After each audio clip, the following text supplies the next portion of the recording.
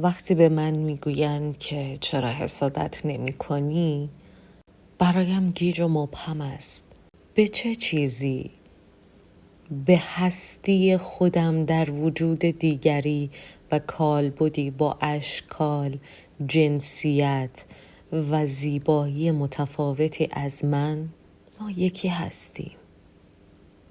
تو داری زیست می کنی آنچه را که روزی من آرزویش را داشتم و چه زیبا، بی آنکه زحمتی بکشم نمودش را در تو می بینم.